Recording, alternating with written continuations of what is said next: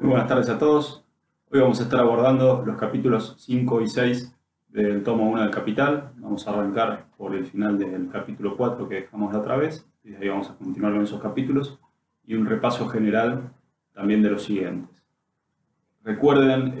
inscribirse, los que todavía no lo hicieron, al campus de la Izquierda Diario. Ahí van a poder encontrar una presentación titulada Presentación de los capítulos 5 y 6,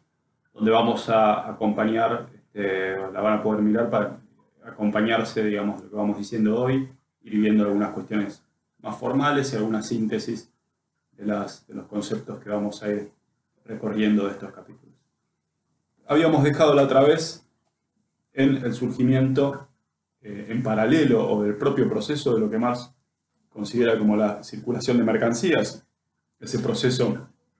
que él definía como vender para comprar, y que en lo formal era mercancía, dinero-mercancía, de un proceso de signo opuesto, que es el llamado comprar para vender, o más precisamente comprar para vender más caro, que es el ciclo del capital o la circulación del capital, que en lo formal es dinero, mercancía, dinero, o más específicamente dinero, mercancía, dinero prima, D, M, D', donde esa D' es la suma entre el dinero originalmente adelantado, la suma con la que se inició el proceso, más lo que Marx va a llamar un plusvalor,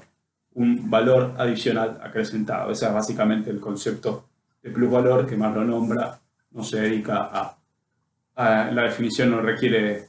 o no en sí misma, no es un misterio. Plusvalor significa valor acrecentado, y ese es el motivador de todo el proceso que Marx define D', como un proceso recurrente que cada vez se reinicia y que el objetivo es el permanente acrecentamiento de ese valor, de ese D'. Bueno, las reglas que está analizando Marx de este proceso, de este D', suponen, digamos, que entre cada una de esas dos operaciones que se presuponen acá, DM y MD', se respeta lo que sería las condiciones del intercambio de equivalentes. Es decir, que al momento de comprar, el capitalista compra por su valor, es decir, que la operación DM involucra comprar una mercancía y pagarla íntegramente, es decir, si realiza la compra de una mercancía que vale 100, la paga efectivamente 100, y en el momento siguiente, al momento de la venta, realizar una venta que también respeta el intercambio de equivalentes. Es decir, que si el capitalista va a terminar con un plusvalor de 20, es decir, empezó con 100, termina con 120, su plusvalor suma 20, es porque al momento de vender tiene un valor de 120 para vender. Es decir, su plusvalor no surge de comprar a 100 y vender a 120, sino de un metabolismo que ocurre en el medio, en ese momento, después de que él compra y antes de que venda, en el cual se genera un acrecentamiento de valor. Bueno, ya vimos que Marx justamente discute en el capítulo 4 de dónde no puede surgir ese proceso, que eso no se puede resolver en el intercambio, no se puede resolver por la defraudación, no se puede resolver por la estafa, no se puede resolver porque todos los capitalistas hagan un recargo sobre su mercancía, sino que se tiene que resolver en otra parte, digamos. Entonces Marx va a terminar diciendo que eso se tiene que resolver a través del intercambio, pero no puede ser en el intercambio, en la circulación de mercancías, la esfera donde eso vaya a ser resuelto. La clave de eso, va a plantear, está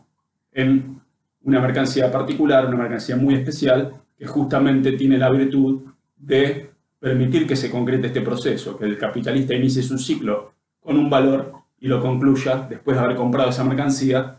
con un valor acrecentado, digamos, con ese plusvalor.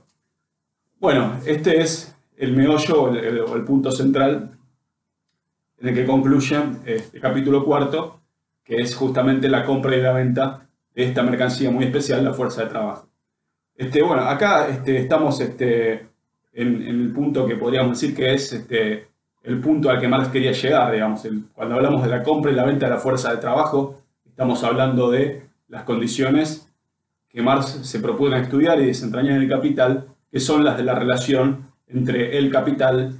y aquella fuente que es la que genera valor, que es el trabajo asalariado. Marx inicia su recorrido por la mercancía apuntando a llegar al análisis de una mercancía muy especial, que es la clave de todo su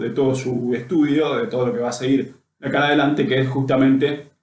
la fuerza de trabajo, el trabajo asalariado, convertido en mercancía. Eso es lo que Marx quiere explicar, cuáles son las consecuencias de que la fuerza de trabajo se convierta en una mercancía. Para eso tuvo que empezar por analizar la mercancía, tuvo que empezar este recorrido que fuimos viendo desde el capítulo 1 hasta llegar al capítulo 4, tuvo que analizar la mercancía, su valor de uso y valor, su polaridad, el surgimiento del dinero, las condiciones del intercambio de mercancías, todo lo demás, pero para llegar al hecho o a analizar justamente el trabajo transformado en mercancía, porque más quiere analizar el trabajo, pero lo quiere hacer en una sociedad específica, en unas condiciones históricas específicas, que son las del trabajo convertido en fuerza de trabajo, las del trabajo asalariado, es decir, el trabajo que solo se realiza bajo el mando de un patrón después de que el patrón lo ha comprado, lo ha adquirido como una mercancía que se vende en el mercado. Hoy hablamos de mercado laboral, mercado de trabajo, la oferta y la demanda del trabajo, el empleo y el desempleo, etc. Bueno, todo eso son categorías históricas que surgieron en un momento específico, que son las del capitalismo. Bueno, Marx justamente, cuando señala las condiciones que se tienen que dar para que pueda haber esto de la fuerza de trabajo convertida en una mercancía, digamos, porque recordemos, es algo que a priori puede sonar extraño, digamos. Yo la vez pasada les mencionaba algo en lo que pasamos quizás medio rápido en nuestro segundo encuentro, pero que es una definición muy interesante que hace Marx cuando dice, en la parte dedicada a la forma de valor o valor de cambio, cuando dice que la fuerza de trabajo humana en estado líquido, es decir, el trabajo cuando se está llevando a cabo, crea valor, pero no es valor. Bueno, esa cosa que crea valor, pero no es valor, que es la fuerza de trabajo, es lo que el capitalista agarra y compra cuando compra la fuerza de trabajo. Entonces, ¿por qué o cómo se convierte eso en una mercancía? Eso es lo que Marx se pregunta en este capítulo 4 y dice, bueno, tienen que darse dos condiciones para esto. Y la primera de esas condiciones es una condición que nos remite al intercambio, a las condiciones jurídicas, por decirlo de alguna forma, del intercambio de mercancías, aquellas que Marx trató en el capítulo 2, es decir, que tanto el vendedor como el comprador de mercancías se tienen que reconocer como sujetos de derecho, jurídicamente independientes, iguales, cada uno con voluntad y con capacidad de disponer de su propiedad, es decir, el vendedor de la fuerza de trabajo con pleno derecho o capacidad de disponer libremente de su capacidad de trabajo y de ofrecerla, por lo tanto, como una mercancía, y el comprador como aquel que tiene dinero y es solvente y la puede pagar y tiene todo el resto de las condiciones para utilizarla, digamos. Esta es, si se quiere, la primera de las dos condiciones que dice Marx y que implica como límite o como definición que aquel que va y vende su fuerza de trabajo lo hace para un periodo determinado, limitado, es decir, no la vende de por vida, la vende para usarla un día, para usarla un mes, etc., pero la va a volver a tener en sus manos como su propiedad para volverla a vender. Si la vendiera de por vida se convertiría en esclavo, digamos. Entonces dejaría de ser libre, digamos. Esa es la primera condición, que es el primer aspecto de la fuerza de trabajo como aquella que vende el trabajador o la trabajadora libre. Y la segunda dimensión de la libertad de la que va a hablar Marx es estar liberado de los medios de producción, digamos. Y esto es un punto muy importante, digamos, que es que justamente aquellos y aquellas que van al mercado, que se presentan como oferentes de su fuerza de trabajo, es decir, se ofrecen para trabajar al mando de un patrón capitalista, es aquellos que no tienen ninguna posibilidad de satisfacer sus necesidades, de acceder a sus medios de vida, que no sea justamente ofreciéndose su capacidad de trabajo a cambio de dinero, digamos. Esta, dice Marx, es una peculiaridad histórica, digamos, que no tiene nada que ver con lo que ocurría en otras sociedades, digamos. En los tiempos de la servidumbre, los campesinos eran ellos mismos una especie de propiedad de los señores, estaban adosados a la tierra, pero tenían garantizada una parcela de producción que podían explotar relativamente a su árbitro, a condición de trabajar otra determinada cantidad de su tiempo al mando del patrón, en las tierras del patrón, etc. Esa es, en el esclavismo, lo mismo. El propio trabajador era una propiedad completamente de lo que era el esclavista, pero tenía asegurado, él era tan propiedad de ese patrón esclavista como lo eran los medios de producción, y las dos condiciones estaban unidas, ambas como propiedad del patrón. Bueno,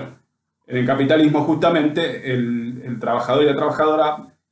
no tiene ningún medio directo para producir sus condiciones de vida, ni tiene acceso a la tierra, ni tiene maquinarias, ni tiene talleres, ni tiene nada por el estilo. Es decir que para poder comer, vestirse, adquirir todo lo que, pagar un alquiler, viajar, acceder al transporte, etc., para todo eso necesita obtener dinero, y ese dinero no lo puede obtener si no es entregando su capacidad de trabajo, que es justamente la fuerza de trabajo convertida en mercancía, a un determinado patrón capitalista durante una determinada cantidad de tiempo.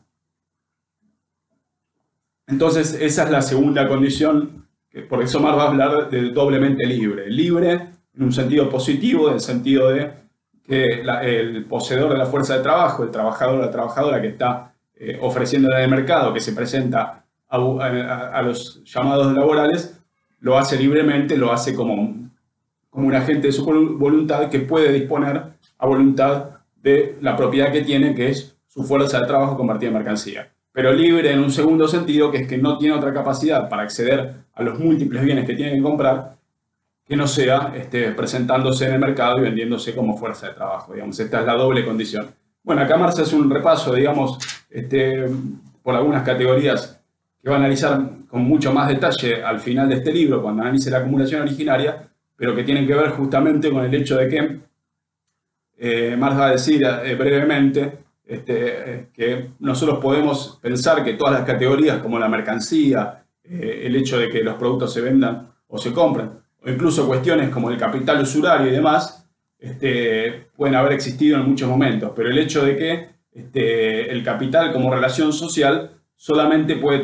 hacer pie, puede hacer bases cuando justamente existen estas condiciones de liberación, de doblemente libre para la gran cantidad de la fuerza de trabajo, que significan que gran parte de la sociedad no tiene otra forma de acceder a ningún bien fundamental que no sea participando del intercambio de mercancías. Hasta entonces, en otros momentos históricos, el intercambio de mercancías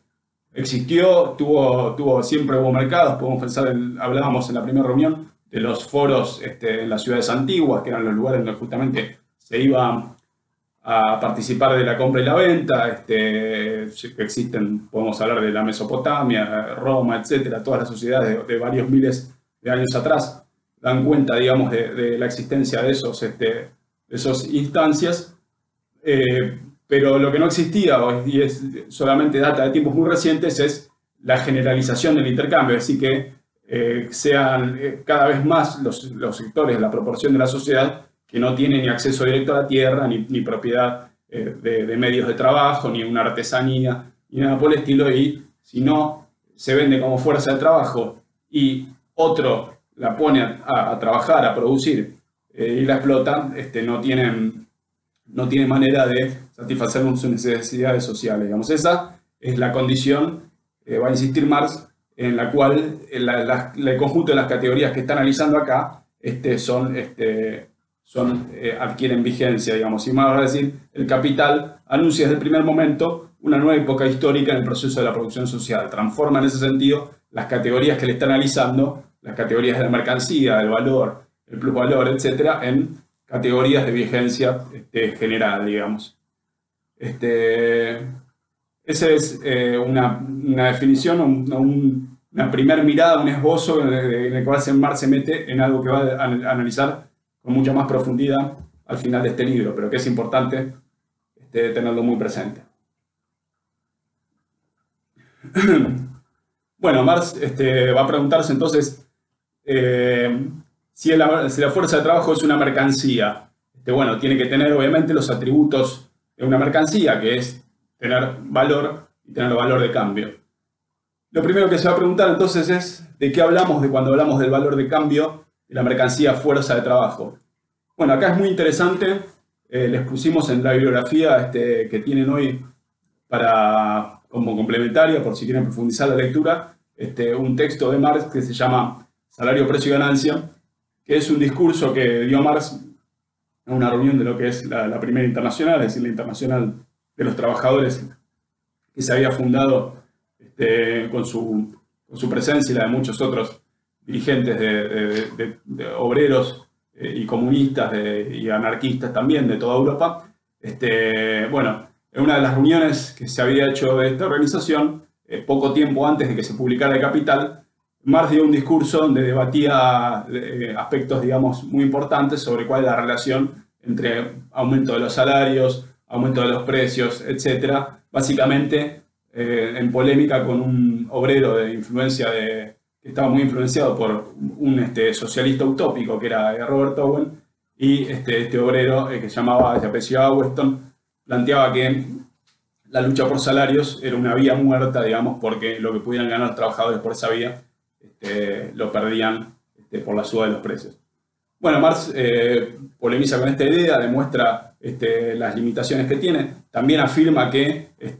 obviamente no hay manera o salida de fondo, o sea, los trabajadores pueden mejorar en su poder adquisitivo, en sus salarios, avanzando sobre la ganancia, todas cosas a las cuales no vamos a ir metiendo un rato, pero plantea sí que hay un punto que es que la salida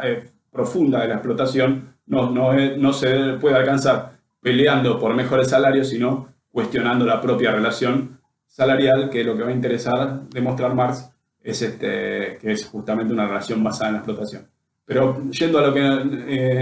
que nos interesa, es muy interesante ese texto porque justamente ahí Marx plantea de una manera buscando ser muy didáctico, buscando dialogar con un público que no había leído ni sus trabajos ni sus borradores, porque todavía no estaba publicado El Capital, pero tampoco a Ricardo y a muchos otros teóricos, en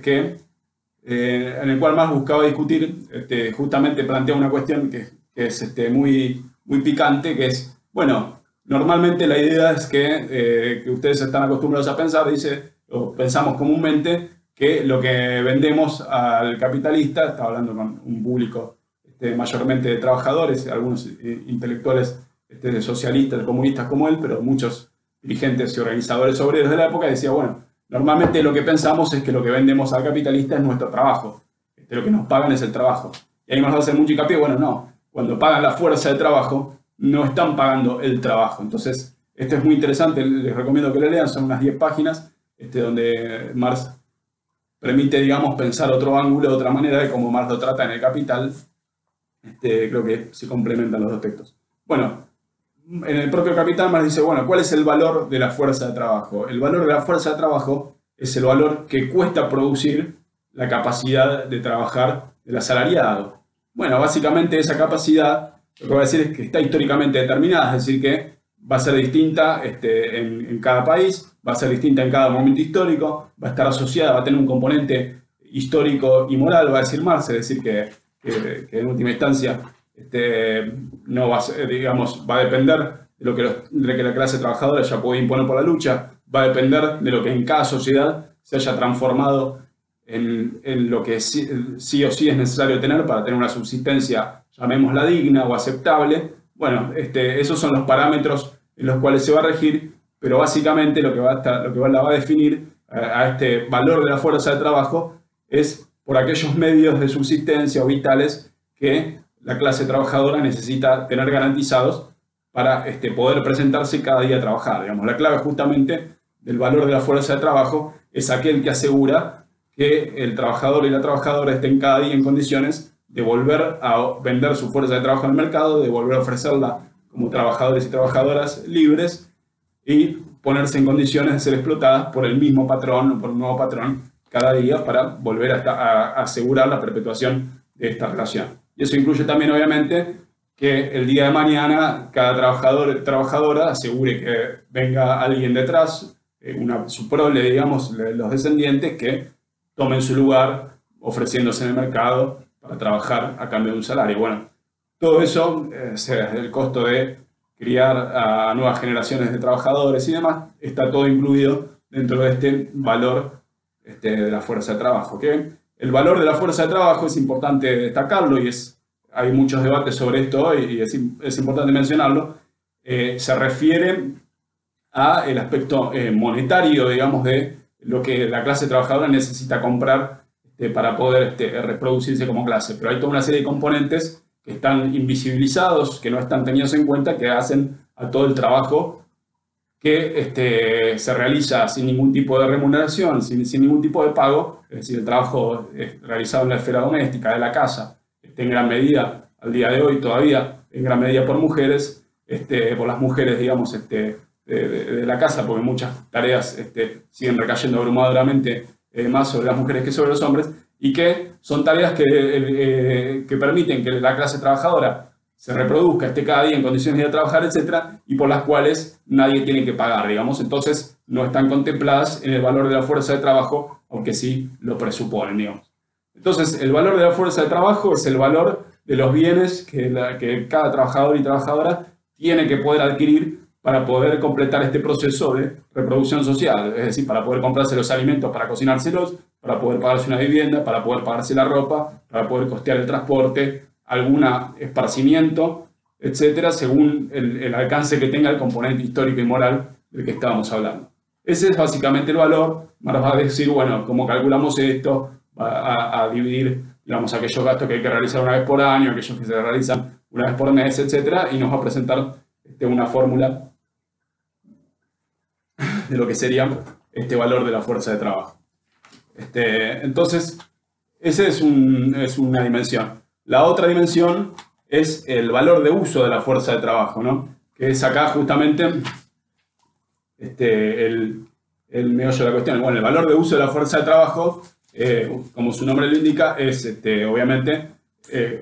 trabajar o ponerse a disposición para brindar trabajo al servicio de otros, es decir, ponerse a disposición para funcionar como productor de mercancías, productor de valores de uso y por ende también productor de valores al servicio de aquel que paga la fuerza de trabajo. Ese es justamente el valor de uso y por el proceso que estamos analizando, el proceso dinero, mercancía, dinero prima, ese valor de uso de la fuerza de trabajo va a ser, ya lo estamos anticipando y es la clave de todo este proceso por el cual el capitalista se embarca en ello, producir un plusvalor, es decir, producir un valor adicional al que ella cuesta. Acá, digamos, con esto Marx termina este capítulo cuarto, analiza este proceso, nos deja ahí al borde, digamos, habiendo encontrado la mercancía que permite completar este proceso de valorización y nos desplazamos de esfera, digamos. Acá vamos a ver que después del capítulo cuarto hay un enorme cambio de escenario, digamos. Hasta ahora, desde el capítulo primero, nos estuvimos centralmente manejando en la esfera de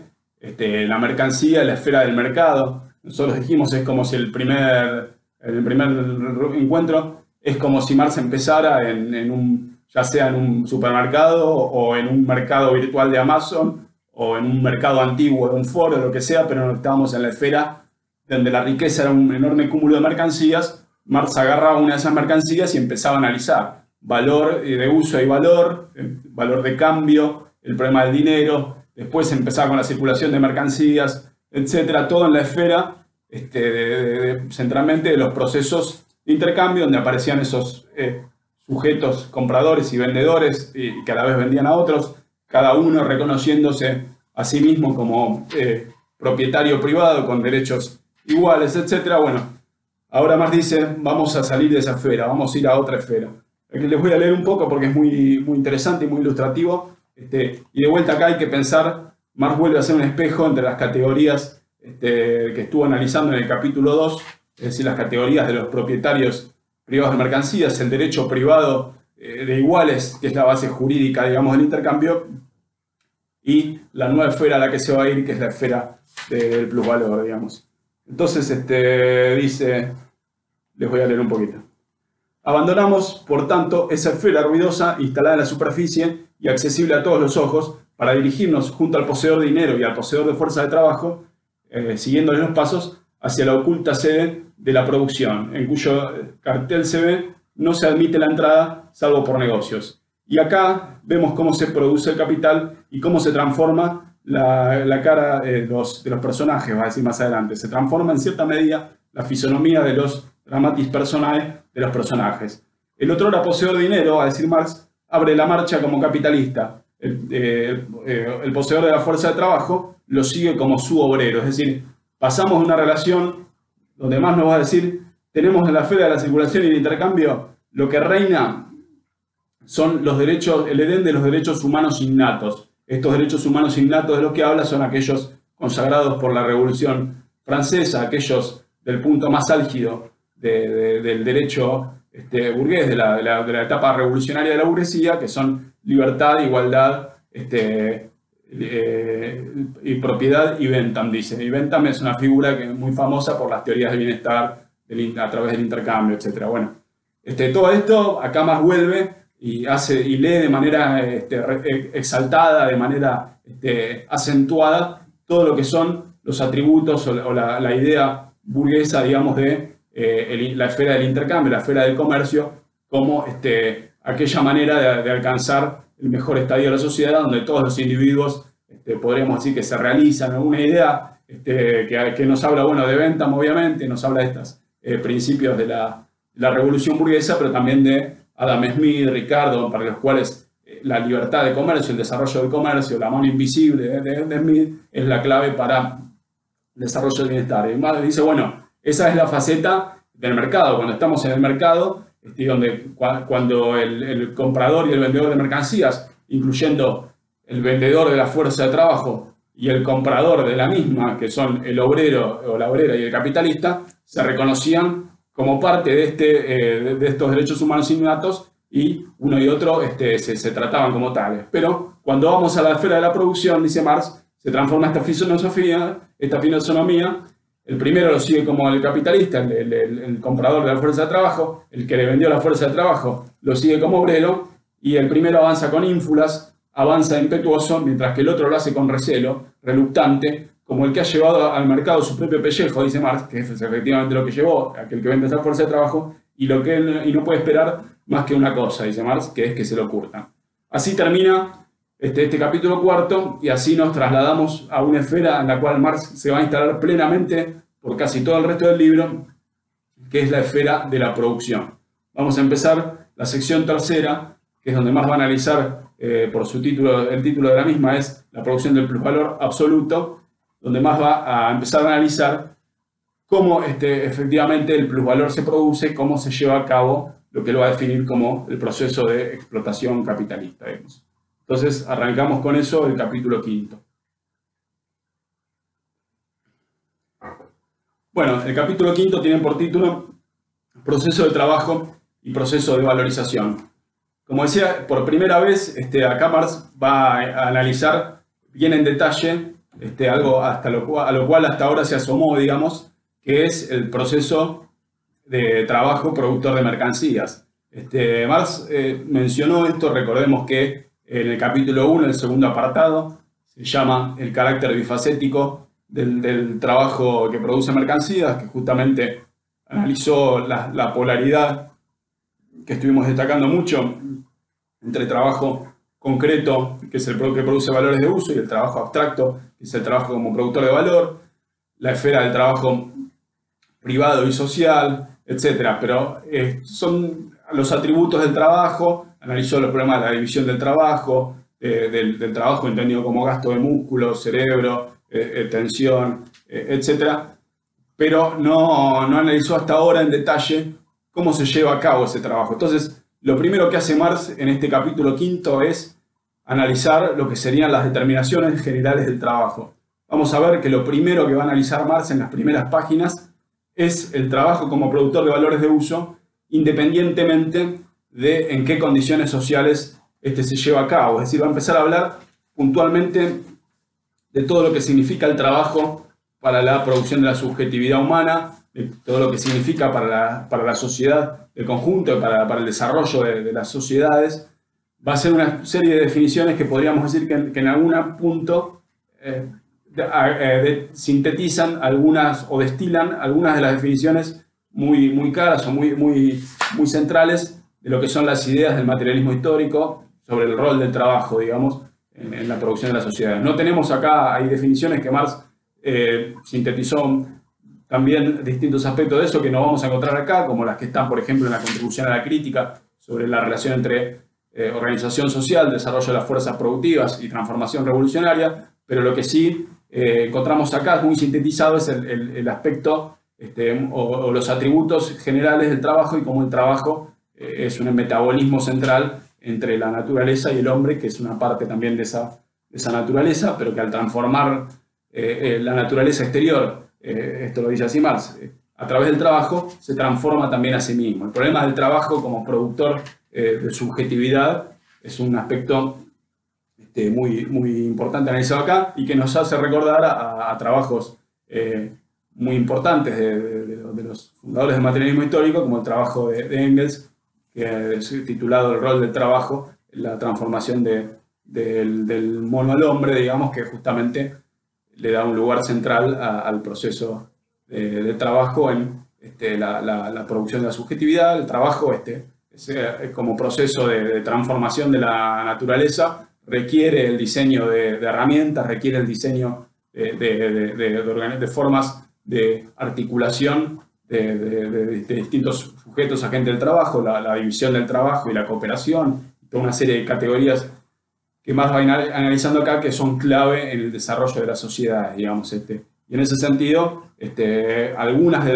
las definiciones involucradas ahí, Marx las va introduciendo en este capítulo, donde la primera parte, insisto, es del trabajo en general. Y vamos a ver muchos de los atributos que Marx va definiendo acá, sobre todo el aspecto del trabajo como actividad que permite el desarrollo de la subjetividad. Vamos a ir viendo cómo eso, en el resto de los capítulos, se va a ir negando, digamos, cómo justamente acá el aspecto de la objetivación, de la enajenación, que era clave en el fetichismo, adquiere un nuevo carácter que es justamente la enajenación de el vendedor, la vendedora de la fuerza de trabajo cuando se convierte en mercancía, como justamente esa relación de carácter de cosas que caracteriza a las personas, de la que más hablan en el fetichismo, es la que vive en carne propia la fuerza de trabajo cuando es obligada a trabajar al servicio de un patrón. Obligada por las fuerzas estas que decíamos de ser doblemente libre, de ser libre porque se puede elegir, obviamente, vender la fuerza de trabajo o no venderla y morirse de hambre, pero no se puede elegir otra cosa porque no se tiene ningún acceso a medios de producción que no sea uno mismo, digamos, poniéndose al servicio de un capitalista, digamos. En ese sentido, la base o el presupuesto de todo esto que estamos analizando es que la separación entre lo que va a llamar Marx los medios de producción y el agente de la producción. Bueno, para eso nos vamos a meter ahora, entonces, justamente, porque cuando Marx habla del trabajo y de las condiciones de ese trabajo, va a decir que son tres los elementos que le caracterizan al proceso de trabajo, que los analiza acá, que el primero es una voluntad dirigida a un fin, es decir, Marx va a decir la clave que distingue al peor de los albañiles, al peor de los hombres o mujeres dedicados a la construcción, de la mejor abeja, que las abejas son virtuosas en hacer panales, hacen construcciones perfectísimas, dice él, pero lo que distingue al peor de los obreros, al más vago, al más torpe de las abejas, es que prefigura lo que va a ser, lo diseña en su cabeza, lo imagina y lleva a cabo lo que imaginó, digamos. Esa idea de la voluntad dirigida a un fin, la definición de un objetivo y llevarlo a cabo, es un aspecto definitorio central del trabajo como trabajo humano, distinguido de los procesos que realizan algunos animales que podrían compararse con los insectos que podrían compararse a la labor humana. La labor humana tiene como primer fin esto de un objetivo, una prefiguración que se concreta en el momento de llevarla a cabo. Esta idea de la relación entre lo pensado o el objetivo que se define y llevarlo a cabo y transformarlo, y en ese sentido esta idea de transformar su propia naturaleza está ahí presente. Bueno, ese es el primer elemento. El segundo elemento es el objeto sobre el cual se trabaja, es decir, la materia prima del trabajo, aquello que el trabajo busca transformar. Por ejemplo, bueno, Marx va a agarrar lo que sería el algodón transformado en hilado, que ese es uno de los ejemplos a los cuales se va a dedicar en todo este capítulo, ahí el algodón sería la materia prima. Entonces va a definir distintos niveles de ese objeto de trabajo, desde la apropiación directa de la naturaleza, como puede ser recoger un producto silvestre, un producto natural, como puede ser un fruto que no ha sido cultivado. Ahí el objeto del trabajo es la propia tierra donde se realiza esa recolección, la voluntad, digamos, dirigida a un fin, el objeto de trabajo, la materia prima y los medios de producción de ese trabajo. Esos son los tres elementos que Marx va a desarrollar. La primera parte, digamos, de este capítulo está dedicada a analizar muy en detalle esas distintas determinaciones. La clave, digamos, de todo esto que Marx acá está presentando muy resumidamente y dando ligeramente por supuesto, es que el desarrollo de la sociedad involucra una complejización de los medios de producción, un encarecimiento de los mismos, una necesidad de disponer de recursos cada vez más crecientes para tenerlos, y a la vez el proceso histórico que Marx va a analizar al final de este libro es el de la separación entre los productores y los medios de producción. Entonces, el presupuesto histórico de la producción capitalista es que los medios de producción existen de manera privada. Aquellos que tienen el acceso que tienen el dinero, que tienen el acceso al crédito, etcétera, son los que se han logrado monopolizar el acceso a esos medios de producción, que se garantizan acceder a ellos y que gran parte de la sociedad no puede acceder, y entonces el resto de la sociedad son los vendedores de la fuerza de trabajo, digamos. Y entonces la unidad entre medios de producción y fuerza de trabajo y el objeto de trabajo, que también es adquirido por el capitalista, la materia prima, etcétera, solo se da a nivel de las grandes producciones sociales. Obviamente sigue habiendo todo tipo de relaciones de producción individual de pequeños campesinos, pequeños talleristas, etcétera, pero a nivel de los grandes agregados de la sociedad, la producción más significativa solo se puede llevar a cabo, o solo la llevan a cabo los propietarios de los medios de producción, que son aquellos que contratan a fuerza de trabajo y la transforman en un recurso más, en una mercancía más, que es parte de su capital y que se pone a producir en relación con los medios de producción de los que ellos son dueños, digamos. Entonces, esa es la clave del proceso de producción específico que Marx va a analizar en este capítulo. Marx pasa de analizar los atributos generales de cómo es esto de la actividad dirigida a un fin, cómo se desarrollan o en qué consisten los objetos del trabajo o las materias primas, cómo se configuran los medios de producción y cómo se los distinguen en distintas sociedades. Ahí hace un detalle que más o menos distingue que las herramientas de trabajo son la clave para distinguir entre unas sociedades y otras. Hace definiciones muy interesantes. Hace una que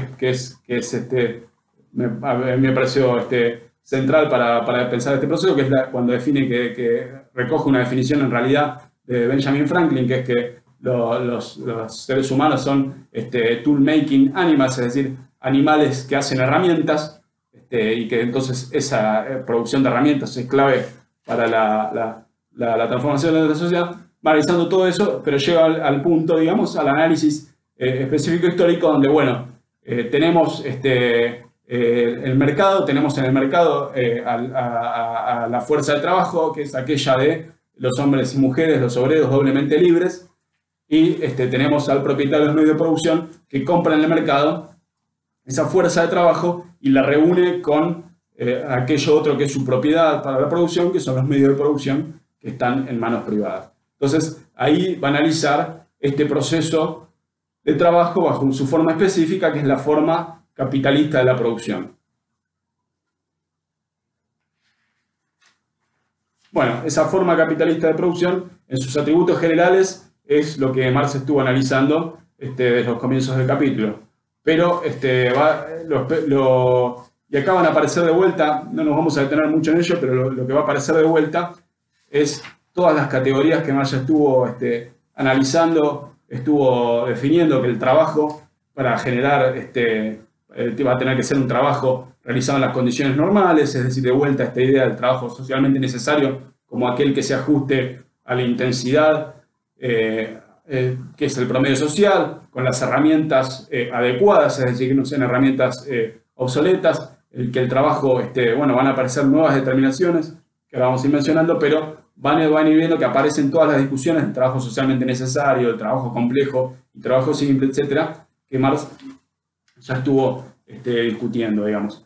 Pero lo específico de este proceso, bueno, por empezar, ahora va a empezar Marx a analizar la relación entre esas distintas cosas que estuvo definiendo, el objeto de trabajo o la materia prima. La materia prima, el objeto de trabajo, es aquello que en el proceso de trabajo va a ser transformado, va a ser aquello que va a reaparecer en el producto final de una nueva forma. Si es una fábrica de galletitas, la materia prima obviamente es la harina, el azúcar, la levadura que se puede usar, la manteca, etc. Y todo eso es insertado como materia prima en el proceso. A través del proceso salen las galletitas, que es una transformación de la harina, la manteca, el azúcar, etc. Bueno, ahí tenemos esa relación. Lo primero es, obviamente, acá la voluntad dirigida al fin, que es la voluntad ya empieza a haber un cambio, porque esa voluntad es la del capitalista que compró la fuerza de trabajo y ya no la de los trabajadores. Ese es el primer aspecto de enajenación que empieza a aparecer en este capítulo. Bueno, los medios de producción, obviamente, para hacer galletitas en gran escala no se hacen en un horno común, sino que justamente son las grandes maquinarias, las grandes unidades que procesan toneladas de galletitas, la empaquetan, etc. Digamos, esos son los medios de producción. Y bueno, más lo que va a analizar acá, en primer lugar, es cómo todo eso opera desde el punto de vista del trabajo. Ya realizó la descripción, digamos, son las categorías generales del trabajo, son las mismas que permiten analizar el trabajo en términos de producción de valor de uso, también para el capitalismo, pero acá tenemos una nueva dimensión, que es ese trabajo como productor de valor, digamos. Entonces, acá tenemos que distinguir dos elementos, va a decir Marx: el elemento de los medios de producción y el elemento de los insumos, que es algo que va a reaparecer en el producto final, digamos. Si yo tengo una máquina que salió 10.000 pesos, y en el proceso de producción de una semana, ponemos, para simplificar, se gastan 1.000, en el producto final de esa máquina que salió 10.000 va a aparecer, o se va a gastar, tengo que imputar un gasto de 1.000, es decir, no las 10.000, sino las 1.000 que se gastaron en esa semana. Supongamos que aparte el gasto de azúcar, harina, manteca, etcétera, insume otros 1.000 pesos. Tenemos 1.000 pesos en materias primas. Y a la vez, supongamos que todos los salarios insumen otros 1.000 pesos, tendríamos ahí tendríamos un gasto de 3.000 pesos. Bueno, eso es lo que dice Marx. Bueno, ponemos a producir esto y ahí nos va a hacer, nos va a decir, de la maquinaria que sale 10.000 y gastó 1.000, esos 1.000 van a reaparecer en el producto final. Los insumos que gasté, las galletitas, etcétera, esos 1.000 también van a reaparecer en el producto final. Y después va a ir al meollo de la discusión, que es, bueno, el capitalista compró, pongámosle que es un solo asalariado, obviamente es una suposición arbitraria y que no tiene nada que ver con la realidad, que más bien justamente la clave de la concentración de los medios de producción es concentrar también cada vez más asalariados para explotar de manera colectiva. Pero bueno, supongamos que se trata de una fuerza, solamente una fuerza de trabajo pagada por ese valor. Bueno, Marx va a hacernos una trampita, nos va a decir, supongámosle que eso el trabajador lo reproduce en media jornada de trabajo. O sea que el capitalista pagó 1.000, que es lo que vale la fuerza de trabajo, y ese valor de la fuerza de trabajo de 1.000 es el equivalente a lo que media jornada de trabajo produce, digamos. Entonces, en el capítulo anterior ya Marx había empezado el análisis, digamos que vale, creo que eran 3 chelines. Bueno, supongamos entonces, dice Marx, que el trabajador completa su media jornada y dice al capitalista, bueno, ya te devolví lo que pagaste, ya te devolví el valor de la fuerza de trabajo. Y entonces, en ese sentido, en ese momento, volvamos a nuestro capitalista, tendría, si llegado a ese punto, es decir, el punto en el que gastó 1.000 en maquinaria, gastó 1.000 en insumos de harina, etcétera, gastó 1.000 en fuerza de trabajo, llegó a la mitad de la jornada y tiene un producto de 3.000, es decir, un producto que suma lo mismo que gastó. ¿Qué pasó? Dice Marx, bueno, acá no hay plusvalía, no hay ningún plusvalor. Entonces dice, y vuelve acá a todo lo que discutió en el capítulo anterior, dice que el capitalista empieza a patalear, nos va a decir, ¿cómo puede ser? Si yo me arriesgué, tuve una empresa y corrí riesgo, junté los materiales, no aporto acá su trabajo, etcétera, y hace toda esta trampa y nos tiene varias páginas preguntándonos y diciendo, bueno, ¿dónde está el artilugio? Y el artilugio está a la vista, digamos, en realidad. Lo que pasa es que es muy sencillo, digamos, dice Marx después. En realidad, y acá hay que tener de vuelta esta distinción entre el trabajo realizado por la fuerza de trabajo y lo que cuesta la fuerza de trabajo, es decir, que a la fuerza de trabajo cuando se la contrata no se le paga el trabajo que va a hacer, sino que se le paga lo que cuesta la fuerza de trabajo, que es menos que eso, digamos. La clave es que en esa media jornada de trabajo, el trabajador produjo el equivalente a lo que vale la fuerza de trabajo, en nuestro ejemplo esos 1000, pero no se puede ir a la hora 6 si la jornada dura 12, no, tiene que seguir trabajando 6 horas más porque justamente el capitalista compró una fuerza de trabajo para hacerla trabajar durante toda una jornada. Entonces, una vez producido el equivalente de valor a lo que costó la fuerza de trabajo, es decir, una vez que podemos decir que el trabajador le devolvió al capitalista lo que gastó, le devolvió en el ejemplo los 1000 pesos, tiene que seguir trabajando el mismo cantidad de tiempo, otras 6 horas, y va a producir mucho más, digamos, va a producir, en nuestro ejemplo, el doble, va a producir 2000, digamos. Entonces, volviendo al ejemplo, digamos, suponemos que la máquina se gasta lo mismo, o sea que no se gasta adicional por seguir trabajando, suponemos que con otros 1000 de insumos va a tener el capitalista para toda la jornada, bueno, va a terminar con un producto de 5000, donde justamente van a ser 4000 de las cosas que gastó, 1000 de la maquinaria, 2000 de los insumos, 1000 de lo que pagó en fuerza de trabajo, y va a tener otros 1000 que son el plusvalor, digamos. Ese es el secreto, digamos, lo estoy diciendo acá rápidamente, lo van a encontrar con un ejemplo numérico en la presentación de PowerPoint que está adjunta, de PDF, perdón, pero la clave es que lo que dice Marx nos hace una trampita para mostrar que la clave es que justamente entre lo que paga el capitalista por la fuerza de trabajo que se materializa o que está objetivado, son los bienes, digamos, los medios de subsistencia necesarios que la fuerza de trabajo necesita poder comprar, y que ese es el valor de la fuerza de trabajo. Por ese valor que paga el capitalista, obtiene el derecho a explotar esa fuerza de trabajo por un tiempo que no es igual al que lleva a producir esa fuerza de trabajo, sino que es mayor. Y acá tenemos entonces la clave, digamos, de lo que es la generación y apropiación de excedente por parte de los capitalistas. Produciendo bajo el mando del capitalista, produciendo bajo el mando del propietario privado de los medios de producción, todo el resultado o el producido de la fuerza de trabajo le pertenece al capitalista. Durante la primera parte de su jornada, el trabajador o la trabajadora lo que hace es devolverle al capitalista lo que el capitalista gastó en el salario, que en realidad muchas veces ni siquiera lo gastó porque lo paga recién después de que recibió ese trabajo. Bueno, una vez recién después de que cumplió eso, que es una parte, una proporción de la jornada laboral, todo el resto del trabajo ya no es devolverle al capitalista, sino que es crear un valor nuevo que va a ser apropiado por la clase trabajadora, la clase capitalista, sin dar nada a cambio, digamos. Ese es, digamos, lo que Marx va a llamar el proceso de la explotación capitalista, digamos, que es justamente lo que Marx busca definir acá, o lo que Marx llega cuando analiza el plusvalor, es a una relación general, es decir, una relación que no depende. Muchas veces cuando se piensa la discusión de la explotación, se piensa que la explotación está vinculada a los que son más negreros, por usar un término popular, digamos,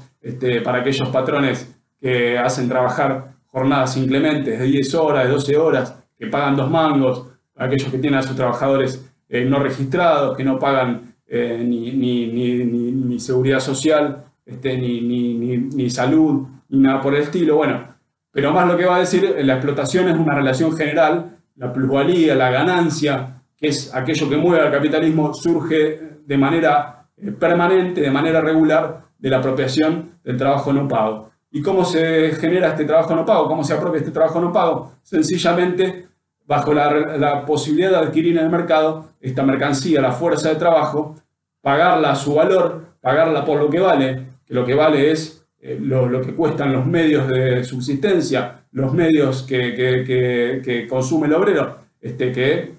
son los medios determinados histórica y moralmente, como decía antes, que pueden incluir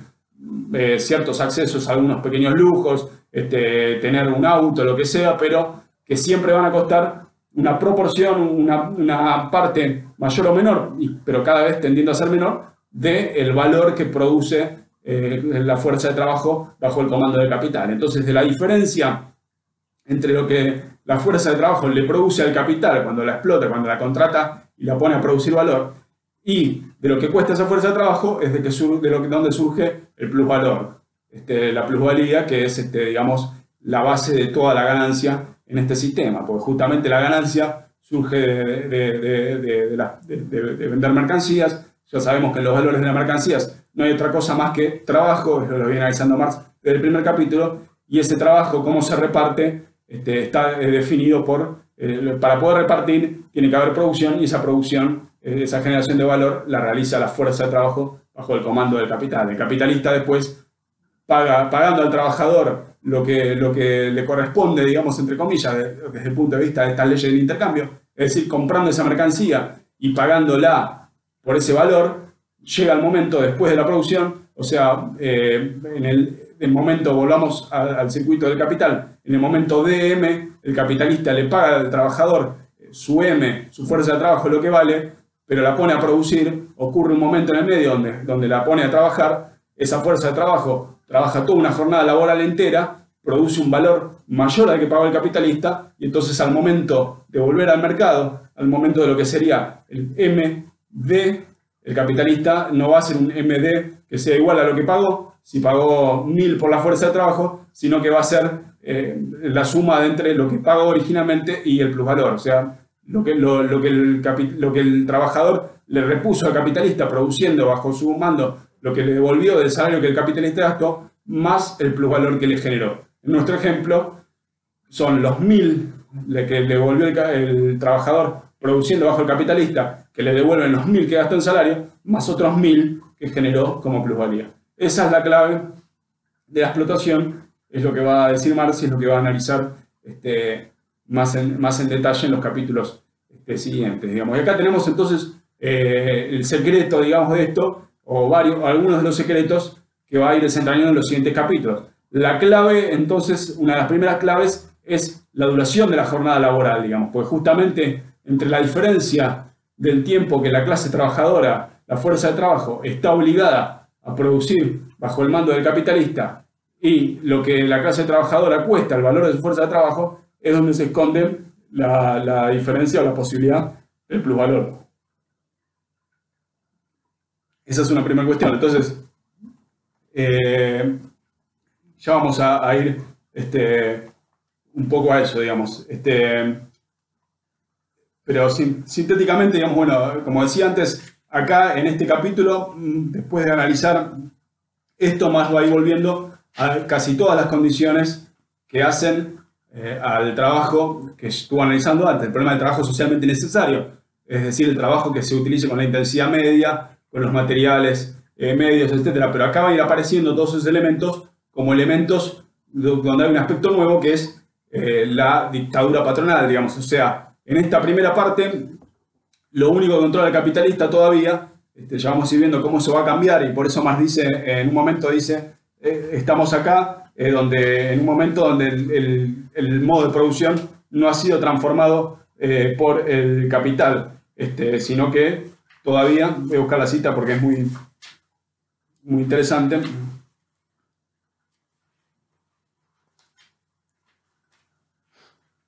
Denme un segundo. Sí.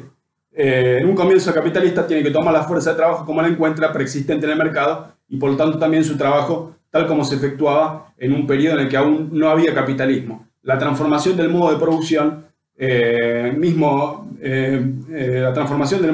mismo por medio de la subordinación del trabajo al capital solo puede acontecer más tarde, y es por ello que no habremos de analizarla sino más adelante. Bueno, acá lo que Marx está anticipando lo que está diciendo es que todavía la clase capitalista no va a controlar, no va a transformar el proceso de producción mismo, pero sí aparecen elementos de lo que es la dictadura del capital. Es decir,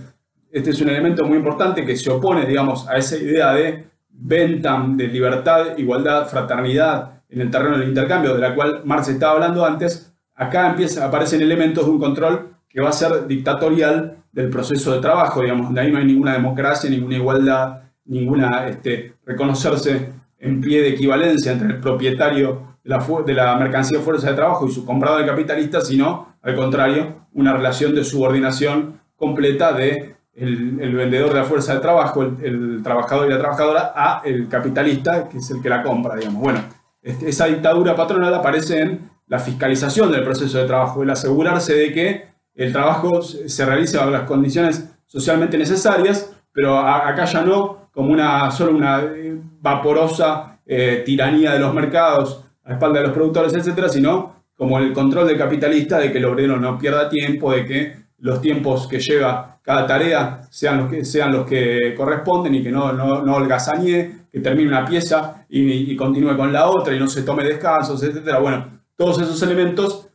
que hacen que los distintos atributos que Marx estaba analizando antes empiecen a aparecer acá de manera todavía embrionaria como esta dictadura patronal. Y la enajenación, como decíamos, que tiene que ver con el hecho de que el productor, si empieza siendo el trabajo al comienzo de este capítulo un proceso de producción de subjetividad, cada vez más con este control capitalista de ese proceso es un proceso productor de enajenidad, productor de una relación subordinada, productor que contribuye a reforzar por cada momento que tiene lugar digamos, la desigualdad real, la relación antagónica y subordinada y de explotación que caracteriza a la fuerza de trabajo respecto del capital. Y como vamos a ir viendo, es cada vez más la clase trabajadora, al producir plusvalor, al enriquecer el capital, al producir las condiciones de su ganancia, la que termina reforzando bajo esta vía, obligada por las condiciones que la llevan a hacer fuerza de trabajo en primer lugar, a reforzar los grilletes, digamos, del capital. Esto es centralmente las ideas que Marx analiza en este capítulo. Es un capítulo que vale la pena leer muchas veces, es muy interesante todas las discusiones y las definiciones que Marx va discutiendo sobre el problema del trabajo y esta transformación entre el trabajo genérico, el trabajo en general y el trabajo bajo las condiciones capitalistas. Es para sacarle mucho el jugo, y vamos a ir viendo que muchas de las definiciones que acá hace Marx se van a ir convirtiendo y negando en los capítulos siguientes. Esta idea de la determinación y las definiciones siempre provisionales en Marx, es decir, que Marx nunca define una cosa de una vez y para siempre, sino que va volviendo a ella y va introduciendo nuevos elementos que la modifican, es clave para entender cómo el proceso de trabajo se va convirtiendo, se va transformando cada vez más durante el proceso de dominio capitalista. Y cómo desde que el capital se apodera de esta relación y empieza a comprar la fuerza de trabajo hasta que transforma a través de la maquinaria y la gran industria todo el proceso en un proceso que en realidad Marx describió una foto y después esa foto se siguió convirtiendo mucho más todavía, pero ya cuando llega Marx a maquinaria y la industria vamos a ver un panorama del trabajo completamente distinto a que Marx nos discute al principio del capítulo 5. Bueno, después de esto Marx va a volver sobre los dos componentes del capital, digamos. Va a presentar, digamos, esto que dice en general, medio al pasar todavía en el capítulo 5, que es que justamente quien compra la fuerza de trabajo, el capitalista, es capitalista porque tiene en sus manos los medios de producción. Y tanto los medios de producción como la fuerza de trabajo que compra son su capital. Ahora, ahí tenemos dos componentes de capital muy distintos, digamos. Los medios de producción, que incluyen sobre todo las maquinarias, las instalaciones, las fábricas y también el objeto de trabajo, las materias primas, etc., son lo que Marx va a llamar el capital constante. Y la fuerza de trabajo es lo que Marx va a definir como capital variable. ¿A qué se refieren estas definiciones de constante y variable? Bueno, centralmente se refieren al hecho de que el capital constante, los medios de producción, las materias primas, etcétera, lo que hacen es, en el proceso de trabajo, transferir su valor al producto final, pero no generan un nuevo valor durante ese proceso. Acá volvemos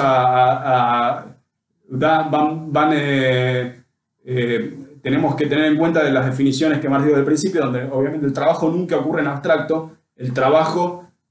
justamente requiere de un objeto de trabajo y requiere de medios de trabajo, es decir, no puede haber producción de trabajo sin ninguno de esos elementos. Y esos elementos están como mercancías en el capitalismo, es decir, que son cosas que tienen un valor, no solo tienen un valor de uso, sino que tienen un valor, y ese valor, ¿qué ocurre en el proceso de producción? Bueno, en el proceso de producción esos valores se conservan. Lo que más va a decir es que la fuerza de trabajo, en tanto por su carácter útil, por su carácter de trabajar esos materiales, agarrar madera para producir mesas, que es un ejemplo que venimos mencionando en el primer capítulo, trabajar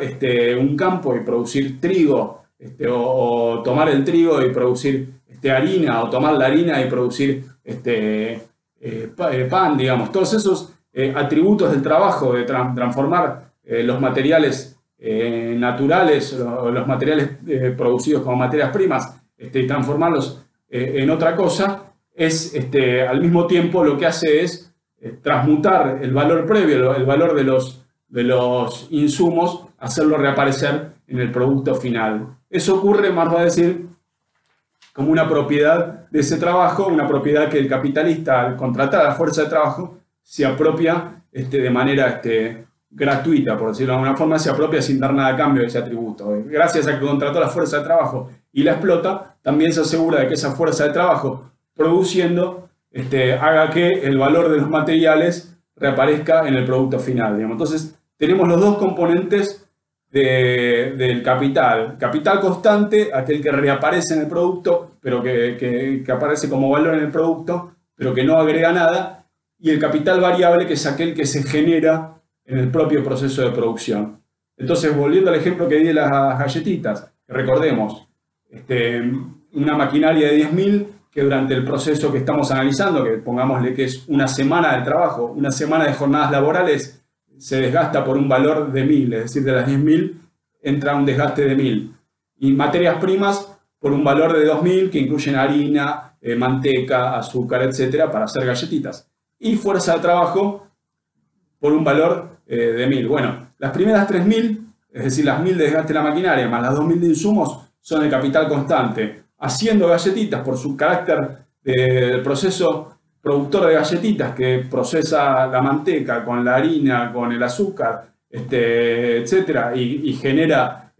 un nuevo producto útil, que son las galletitas, metabolizando todo ese anterior, lo que hace es reaparecer esas 3.000, los 1.000 de desgaste de la maquinaria, más los 2.000 de insumos, hacerlo reaparecer en el producto final. Y lo hace reaparecer junto con ¿qué? Con un valor nuevo. Y ese valor nuevo es lo que transforma a la fuerza de trabajo en un componente variable del capital, que tiene dos instancias. La primera, que es la que Marx va a llamar proceso de formación de valor en el capítulo anterior, que es la etapa durante la cual la fuerza de trabajo le devuelve al capitalista el equivalente a lo que gastó en la jornada laboral, es decir, de las 1.000 que estamos hablando, las 1.000 que pagó el capitalista en salarios. Bueno,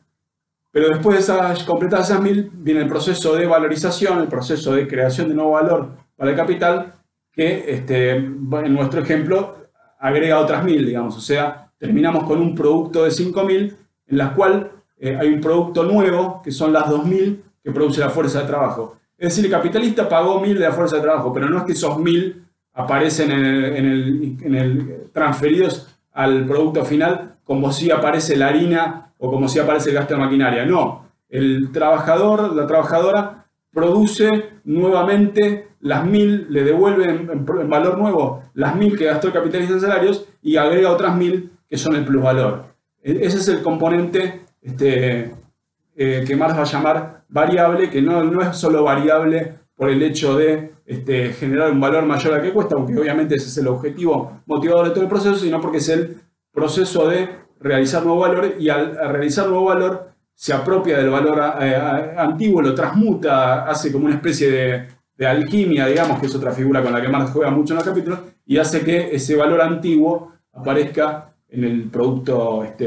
final, digamos. Le da nueva vida y lo reaparece, lo vuelve a convertir o a hacer aparecer en el producto final. Bueno, esto es básicamente las definiciones muy sucintas que Marx da en el capítulo de capital variable y capital constante, es el capítulo 6. Vamos a hacer un breve recorrido ahora por el resto de lo que sería el volumen 1 de esta edición, es decir, los capítulos hasta el capítulo 9.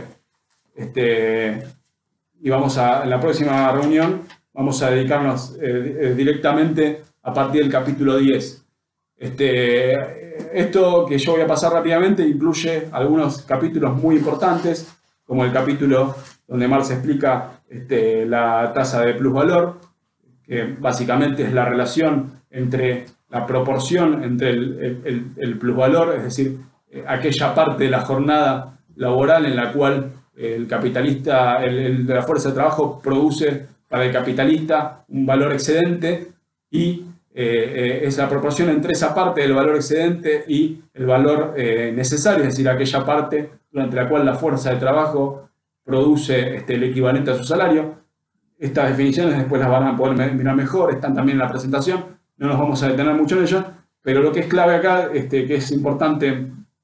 aparte de entender bien las definiciones, que obviamente se puede hacer consultas a través del foro y demás, aprovechen eso para hacer consultas. Lo importante, que va a ser algo que Marx va a dedicar un análisis en el capítulo 8, que es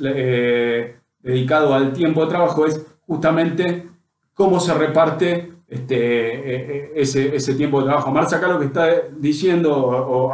partiendo de la definición a la que llegó en el capítulo 4, que es que el valor de la fuerza de trabajo está determinado por aquellos medios que el trabajador necesita adquirir para poder vivir. Bueno, partiendo de que eso significa una determinada cantidad de valor, y ese valor equivale a una determinada cantidad de tiempo de la jornada laboral, la manera que tiene el capitalista de aumentar su plusvalor es haciendo que el trabajador y trabajadora laburen más horas bajo su mando, es decir, alargando el tiempo de trabajo total, extendiendo la jornada laboral. Entonces, ahí va a ser una definición muy importante que va a dar Marx en el capítulo 8, que justamente se titula La jornada laboral, que es donde van a aparecer algunas cuestiones que hacen a algunos de los primeros desarrollos de la lucha de clases, que ahí Marx va a hacer un recorrido histórico. El capítulo que es un capítulo de casi 100 páginas, La jornada laboral, tiene muchos capítulos muchos subcapítulos donde Marx analiza distintos procesos de los conflictos por la duración de la jornada laboral. Una definición muy interesante que nos remite de vuelta a esta relación o contradicción entre el plano o transformación, digamos, de lo que es el plano inicial, donde el trabajador aparece como vendedor de una mercancía y el capitalista como comprador, y entonces aparecen en un terreno de igualdad, etc. Bueno, como eso llevado al terreno de las relaciones de producción y a la transformación de esas figuras de vendedor y comprador de mercancía en capitalista y asalariado, se ve de otra forma, es justamente al terreno de discutir la jornada laboral. Lo que más va a decir es que esta mercancía, entre sus condiciones de uso, no tiene prescripto úsese durante determinada cantidad de horas. A diferencia de otras mercancías que uno sabe o vienen con su prescripción, si se usa de tal forma no es el uso correspondiente y la garantía no responde, como por ejemplo muchas veces cuando se compra un televisor, una computadora, lo que sea, dice, si usted la abre, la garantía no se hace responsable, etc. Bueno, la jornada laboral no está, la fuerza de trabajo no se vende, y Marx está analizando el periodo donde todavía no estaban las leyes laborales y demás, que sabemos que para una gran parte de la fuerza de trabajo hoy tampoco aplican, aunque existen. Pero en la época de Marx, en la época que escribe Marx, recién empezaban las primeras leyes laborales, y muchas de ellas todavía hablaban de jornadas de 10 horas o de 12 horas, etc. Bueno, lo que dice Marx es, la mercancía fuerza de trabajo no viene con una determinada cantidad de cómo se va a utilizar. Entonces, entre el vendedor de la fuerza de trabajo, el trabajador que quiere la mayor cantidad de tiempo fuera de la fábrica, y el capitalista que quiere la mayor cantidad de tiempo del trabajador en la fábrica y que le parece cada hora que el trabajador descansa, le parece un robo a su derecho de explotar la mercancía fuerza de trabajo durante toda una jornada, bueno, entre ambos hay una tensión o derecho contra derecho. Y ahí Marx va a decir, entre dos derechos opuestos y enfrentados, va a decir la fuerza, digamos. Bueno, y entonces una de las claves de todo este capítulo es esta lucha por reglamentar la jornada laboral, que es una lucha que obviamente tiene que llevar a la clase trabajadora a impugnar esa idea con la que empieza Marx, que es la apariencia, digamos, de la relación laboral, que es una relación individual entre un vendedor de mercancía, el trabajador que vende su fuerza de trabajo, y un comprador de mercancía, que es el capitalista. Que recordemos que esta idea que Marx se presenta así es la que nos hablan cada vez que los patrones apelan cuando hay una huelga, cuando hay un conflicto por baja de salario, lo que sea, y empieza a haber acciones, tomas de fábrica, de medidas de fuerza, ya sea aunque sea parar una hora o parar una jornada o lo que sea, empiezan a hablar de la libertad del trabajo, de la libertad de quienes quieren trabajar, que puedan hacerlo, etc. Es decir, todo un discurso que justamente busca negar la posibilidad o el derecho de la clase obrera a actuar como colectivo y apela a el derecho de cada trabajador a actuar individualmente, digamos, que justamente es el terreno donde lo que más va a decir, va a mostrar es la manera de la clase trabajadora de salir de la posición de debilidad en la cual se ubica frente al capitalista, es impugnar esa idea de obreros atomizados, cada uno vendedor individual de la fuerza de trabajo negociando con un patrón, y actuar de manera colectiva, digamos. Entonces les voy a leer acá una frase que me parece muy interesante. Ya estamos llegando al final del capítulo 8. Acá Marx dice, en el mercado laboral, el trabajador, el obrero, se enfrentaba a otros poseedores de mercancías como poseedor de la mercancía fuerza de trabajo. Poseedor de mercancías contra poseedor de mercancías. Esta idea de los propietarios individuales que se reconocen recíprocamente uno con otro, etc. El contrato por el cual vendía el capitalista su fuerza de trabajo demostraba, negro sobre blanco, por así decirlo, que había dispuesto libremente de su persona. Esta idea de el obrero doblemente libre que decíamos más atrás. Cerrado el trato, se descubre que el obrero no es ningún agente libre y que el tiempo de que disponía libremente para vender su fuerza de trabajo es el tiempo por el cual está obligado a venderla. Es decir, que es libre porque no tiene medios de producción, entonces su libertad es una libertad forzada, obligada, en la cual puede elegir solamente entre morirse de hambre o venderse para ser explotado. Y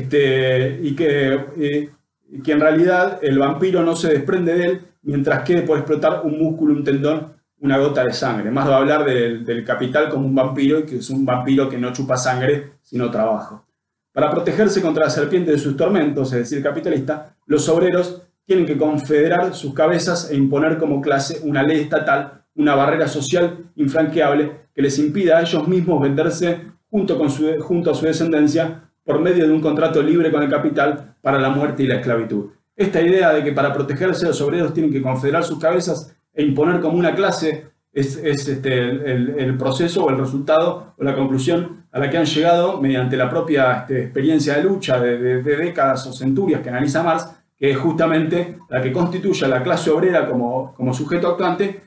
¿Hasta en qué nivel acá en lo que presenta Marx? Como agente que negocia colectivamente las condiciones de su explotación. Esto es importante y esta es otra idea que Marx va a retomar mucho en Salario, Precio y Ganancia. Cuando la clase obrera discute salario o discute la jornada de trabajo, está discutiendo con la clase capitalista de manera colectiva las condiciones en las cuales la clase capitalista compra esa fuerza de trabajo y la explota, digamos. No está discutiendo, no está impugnando acabadamente la explotación capitalista y el derecho de los capitales a sacarle trabajo no pago, sino que está negociando, discutiendo los términos en los cuales eso se lleva a cabo. Esa es la aparición de la clase obrera como sujeto actuante en el terreno de los sindicatos, en el terreno de movilizarse para arrancar leyes que son las leyes de las que más da cuenta acá, que impusieron la jornada de 10 horas, etcétera, que llevaron obviamente a muertos. Estamos hablando, por ejemplo, de los mártires de Chicago del 1 de mayo, que era para limitar la jornada laboral, que todavía no eran ni siquiera las 8 horas en ese momento. Bueno, es el primer terreno, si se quiere, donde la clase obrera se constituye, pero ya en ese momento al hacerlo impugna esta idea de que la relación entre capitalistas y asalariados es una relación entre vendedores individuales de una mercancía, la fuerza de trabajo, y compradores de ella, los capitalistas. No puede darse en esos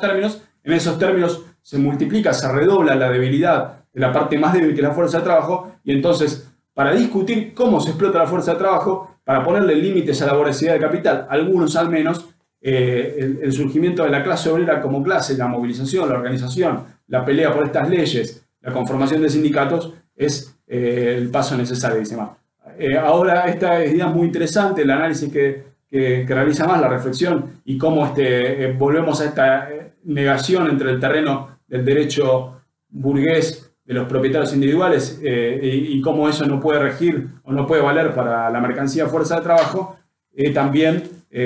como lo va a decir Marx, en Salario, Precio y Ganancia, este reconocimiento o esta valoración es sin ninguna ilusiones. Para terminar con la explotación, para dar vuelta definitivamente las condiciones que hacen a la fuerza de trabajo más débil, no se puede solamente negociar por mejores salarios o negociar por menos horas de explotación, sino que lo que hay que impugnar es esa propia relación, la existencia de la fuerza de trabajo como una mercancía y la obligación de venderse a cambio de un salario. Eso es lo que Marx va a concluir en el texto que les pusimos como bibliografía complementaria, que es Salario, Precio y Ganancia, que los invitamos a leerlo. Por hoy vamos a dejar acá.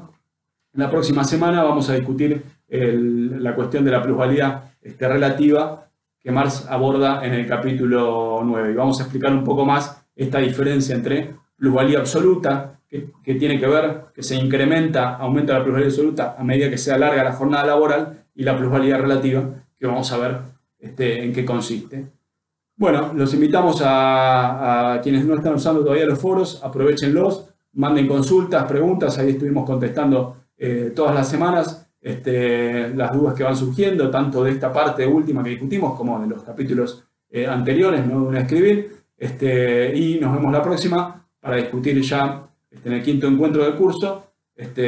plusvalía relativa y seguir viendo el resto de qué se trata tomo 1 del Capital. Que tengan muy buenas tardes.